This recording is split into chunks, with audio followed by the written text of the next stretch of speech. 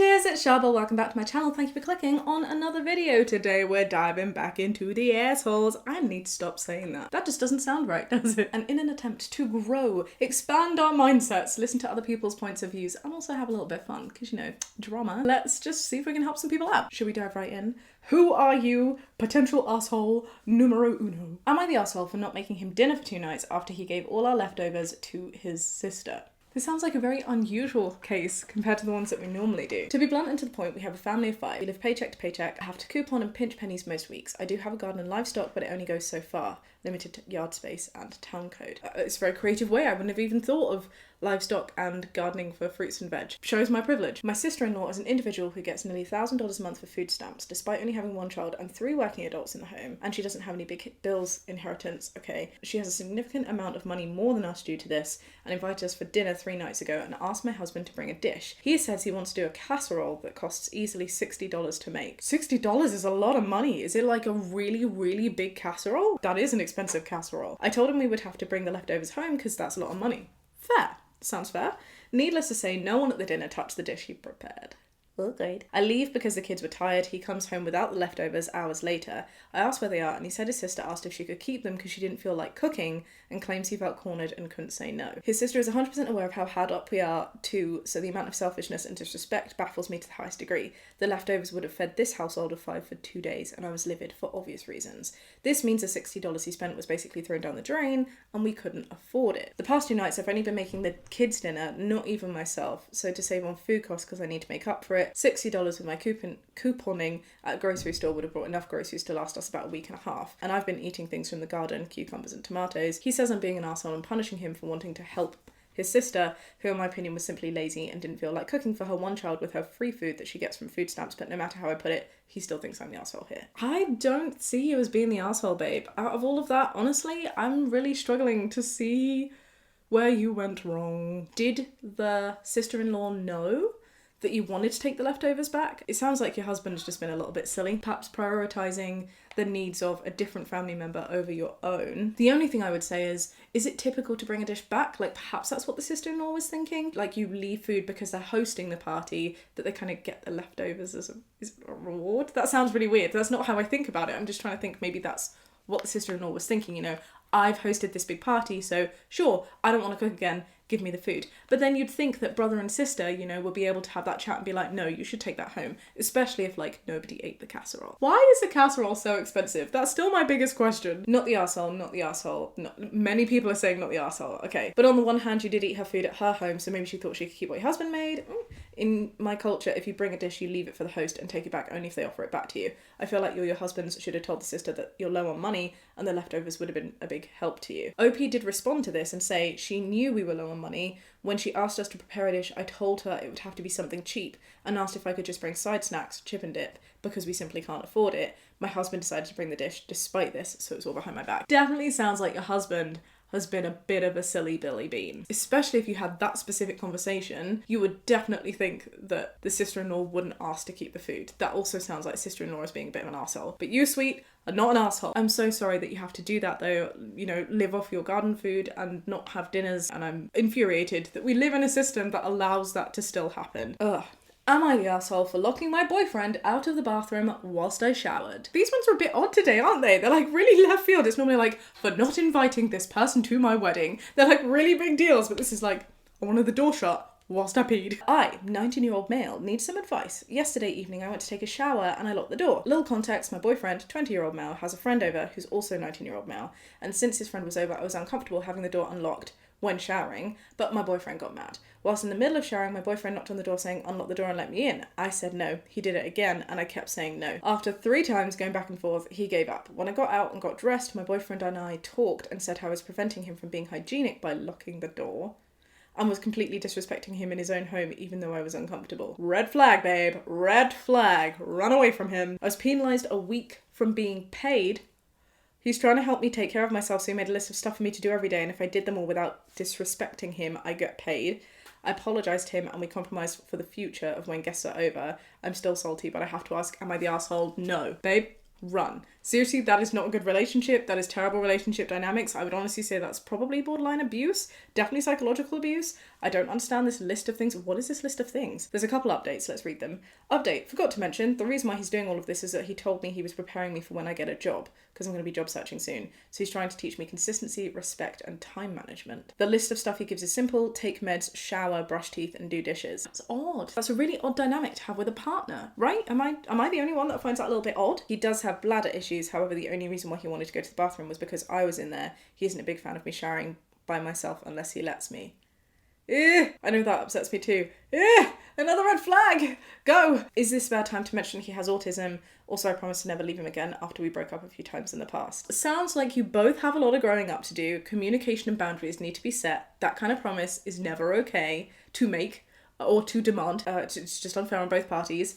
And I don't care. That sounds really mean, but I don't care if someone has autism. Boundaries are boundaries, respect is respect. I don't think anything should be excusable for abuse. Fair enough about communicating, fair enough people have to do things at different paces, but if somebody's condition leads to them being abusive, then they need to be told that that behaviour is not okay. I don't think autism excuses abuse. It may sound a little bit dramatic for me to be calling this abuse, but this is absolutely what it is. There are big red lines here that are not okay, emotionally and psychologically in particular, and that needs to stop. Let's see what other people have to say. Mate, I'm autistic, and that is no excuse to be abusive towards someone. Exactly what I was saying. Thank you for saying with a sense of authority.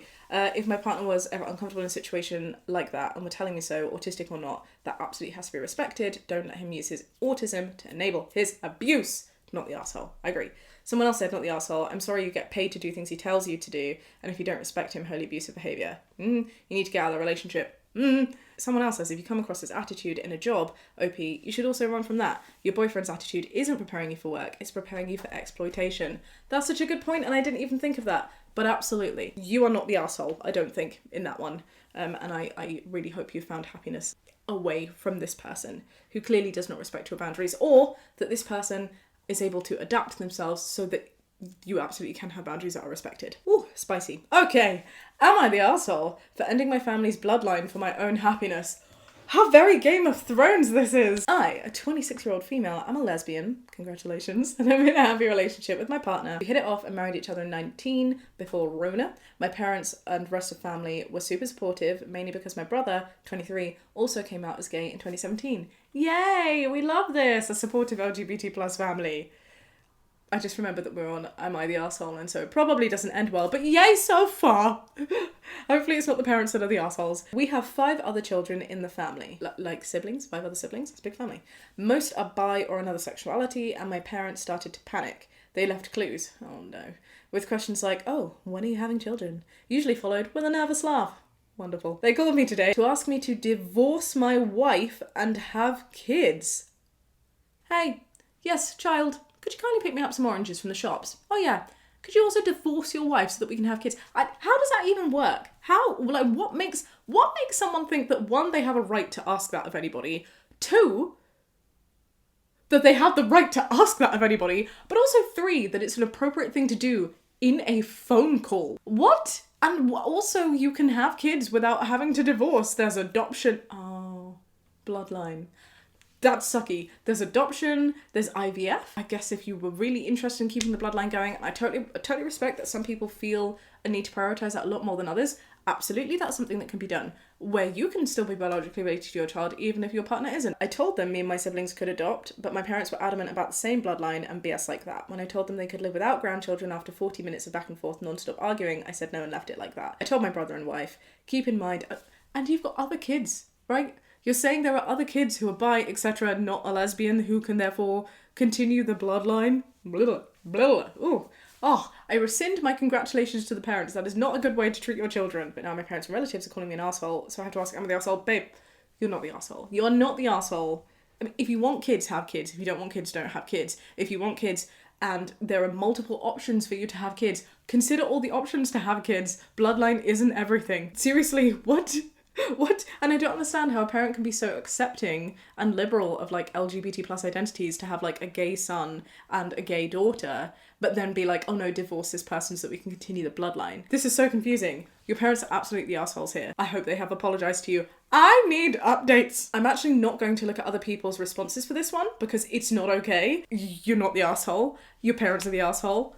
End of story. Good luck. I hope whether you have children or not, you are happy with yourself and your choices and your partner, who you should not divorce for a need of bloodline. Should we do one last one? Let's do one last one. Am I the arsehole for laughing and insulting my co-worker instead of explaining his mistake to him? That kind of sounds like an arsehole thing to do. I was born and brought up in India. I moved to Paris some time ago and started a new job about the same time as my American co-worker, Dave. Both of us are in the same position and often have to work together. A few weeks ago we had to present something to a British company, and since most people in our office are French, our boss asked me to do the presentation work and communication. It was very clear that this greatly upset Dave. Why am I getting racist vibes from this already? He talked to the boss about it. I later found out that he'd said I wouldn't be able to communicate clearly as English isn't my first language and I have a strong South Asian accent, whereas his first language is English. Our boss still denied his request. Good going, boss. What a dick, Dave. Don't be a dick, Dave. Ever since, Dave started acting really cold and distant and often behaved passive-aggressively. On Thursday, we had to do a paper on something, and so I did my part and mailed it to him. Yesterday, when we were at the office, he smugly called me to his cubicle and showed me a red squiggly line on the word colour with a U. The way I was taught to spell it. The way it's supposed to be spelt. I mean, you're doing a presentation to British people. I get it. Americans don't use it. You don't, right? You do colour C-O-L-O-R. But like us Brits use the U. C-O-L-O-U-R. You did it right. Like vapor has a U. Please don't eat me, Americans. Like, totally fine if you want to spell it without. All I'm saying is it's not wrong. He triumphantly told me that my English wasn't as good as I made it out to be, and it showed that I'm from a developing country. Oh my god. I couldn't help it. I laughed very loudly to the point that another co-worker, Margot, turned around and asked what was wrong. I told her that Dave wasn't aware that his Americanized versions of English words isn't the only acceptable spelling and that he thought colour with a U is incorrect. And Margot chuckled. This made Dave flush and look really embarrassed. That's all you did? That's all you did, and that made him embarrassed? Poor Dave. This made me stop laughing, and I apologised to him. No, OP, no, do not apologise for things like that. He forgave me then, but later told me in private that I could have just calmly told him his mistake instead of embarrassing him in front of someone else. What, like he did? Where he went to your boss, the authority, not just someone else, to try and kick you off of a case, and when he told you that you're from a developing country within earshot of other people. Dave. Pot, kettle, black. Dave. F you, Dave. I don't like you, Dave. I feel really bad now, and I think I might be the arsehole. Am I the arsehole? You are not the arsehole. And you know what? You absolutely didn't have to... Did he say you could calmly tell him? You didn't have to do that in private. You were absolutely right to do it because he was calling you out in the same way. If you laughed and someone asked you what wrong, I would have said, well, Dave here is being a bit of a racist, Margot. Dave doesn't know how to spell colour, Margot. That is how I would have done it. I wouldn't have said it like that because that sounds like I'm being mean towards Margot. There's no need to be mean towards Margot. But that's very rude. Are we going to ignore the obvious racism that Dave is showing? Saying OP wouldn't be able to communicate clearly in English because of the accent, and then the developing country BS over his incorrect views of the right way to spell colour? It's a British company. Colour is right. With a U. Thank you very much. If Dave didn't realise that American English isn't used in the UK, boy does he need a dictionary. OP needs to erase this ASAP. This man is being racist as hell and a complete IS. It may be that he's not being racist intentionally, but subconscious racism, unconscious bias, is absolutely a thing, and that is at the bare minimum exactly what is happening here. Everyone is saying not the arsehole. Someone else says, Dave pointed out that you in colour with specific intent to humiliate you, and the next comment about the developing country was racist and frankly appalling. Next time Dave mocks your English, you say to him that you can't wait to hear how good he is in your native language. Yes, and that's something that's always confused me about people who seem to be really racist and treat people who don't speak English less than. Because the point is, the person you are speaking to is able to speak multiple languages. That is such a skill. The fact that someone who came from India and doesn't speak English as their first language is even speaking English and working in an office and presenting to people speaking English is incredible. What about you, Dave? What do you speak? One language? And I bet you don't do it very well. Clearly you don't, because you don't know that you is in colour in Britland. I was gonna say. I can't even speak English. That's got me all heated up, but no, babe, you're not the arsehole. I don't think we found any assholes today. Well, let me rephrase that. We did find assholes, Dave, but the OPs in these scenarios were not assholes. Do you agree? Do you disagree? Let me know. Anyway, friends, I think that's all we have time for today. I hope this hasn't left too much of a bitter taste in your mouth. All OPs are not assholes. Yay! Silver lining. I will love you and leave you for now. If you enjoyed this video, do give it a thumbs up. Subscribe if you'd like to see more. And I will see you next time with another video. Be kind and have a great day. Bye!